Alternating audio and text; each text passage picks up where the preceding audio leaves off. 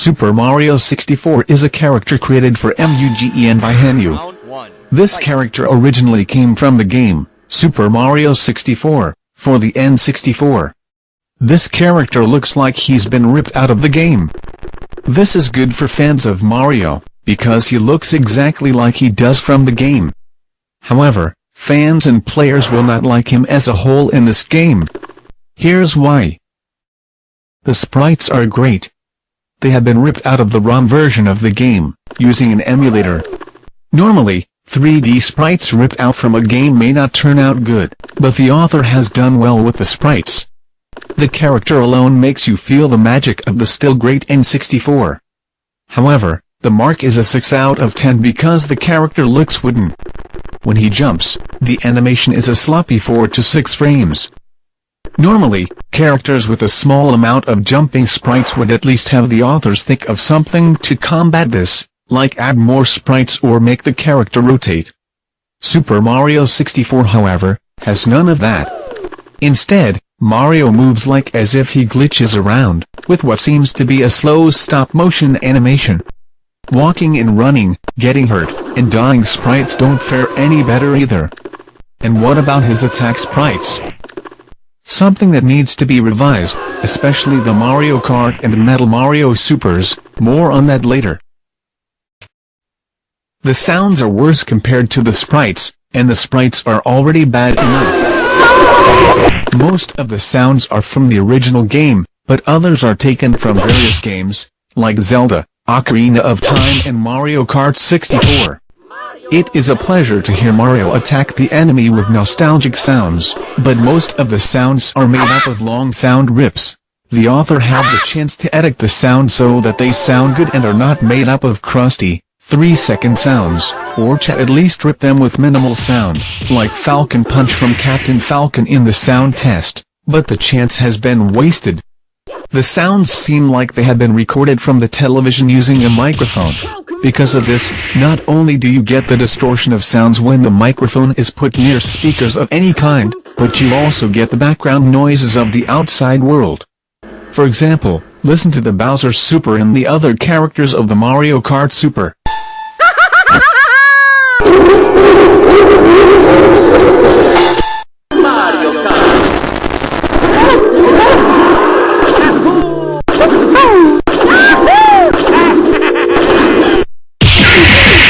Broken, but not as broken as most of the characters I have seen.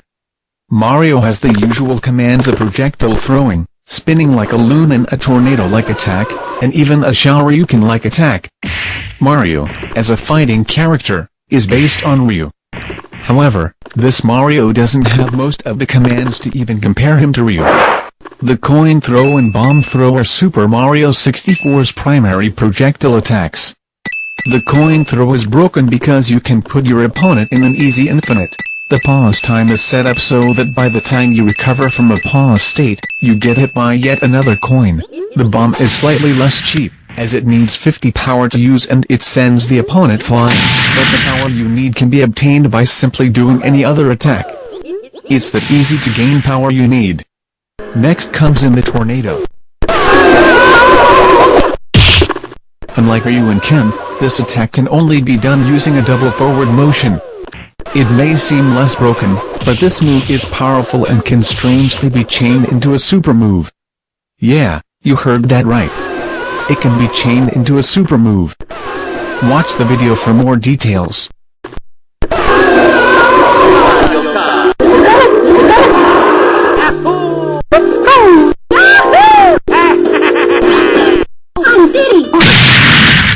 Next is the M.U.G.E.N, the author's attempt at naming a move that is done by a different character other than Street Fighter characters. Broken, because if you use the move right next to your opponent, Mario will get stuck in the first frame of the animation, causing repeated uber damage. This can be performed by using the move on characters with super armor, and just like the tornado, it can be chained into a super move, if you're quick enough. Next are the helpers. The helpers are as follows: Baby Penguin, which sends your opponent skywards; the Piranha Plant, the most annoying, cheap, and broken helper of all. Attacking it will make the user lose power and make the plant start its lengthy animation time all over again, making the helper last longer than it should. It uses 330 power to summon, but it uses up even more power as it gets hit.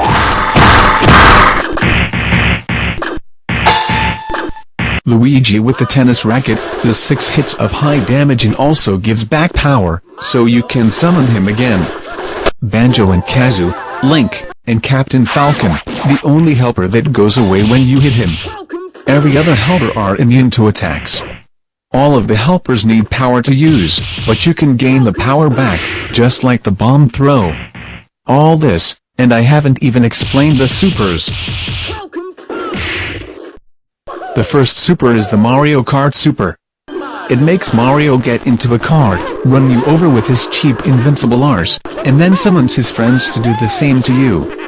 You can hit all of his friends, but not Mario. Also, getting hit will put you in a pause state you can barely get out of, and the damage is the same even if you block. On top of that, Yoshi's attack is unblockable. Next is the Metal Mario Super. It makes Mario put on a metal cap and charge you for unblockable hits. The requirements are weird.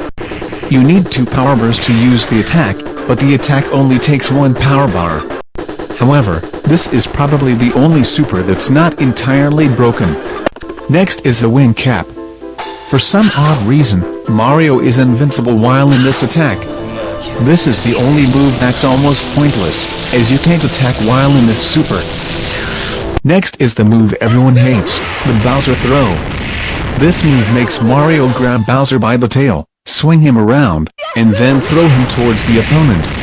The requirements are the same as the Metal Mario Super, but this attack is pure cheapness in its own right. Bowser covers 2/3 of the screen, so it's hard to avoid and hard to hit Mario out of it. Yet, Mario can actually get it out of this move. Weird, but it gets worse. The damage is very high, taking over half a bar of life from any normal opponent. Finally, there's the Summon Bowser Super. This makes Mario summon Bowser to blast fire from his mouth. This is a 3 power bar super, but the damage is also ridiculous. It does more damage when you are blocking the attack.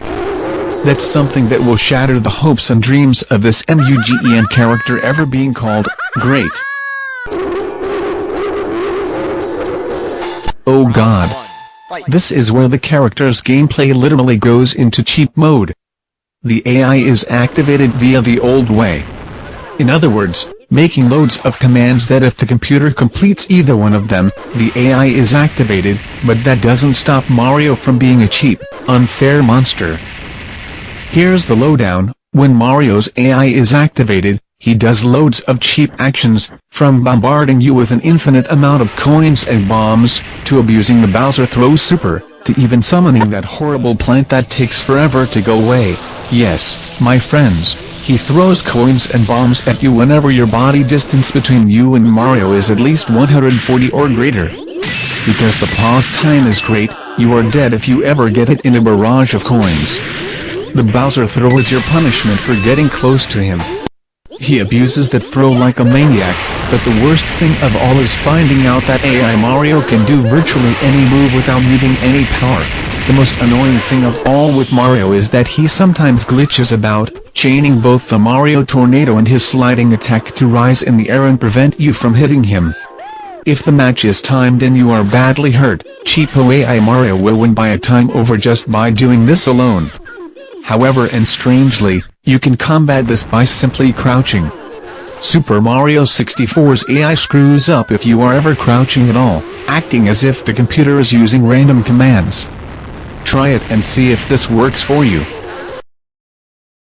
This character is only worth keeping if you have a M.U.G.E.N that is lacking Nintendo or Mario characters, or you need a Mario that's cheap, but it depends. Either way, what will you decide?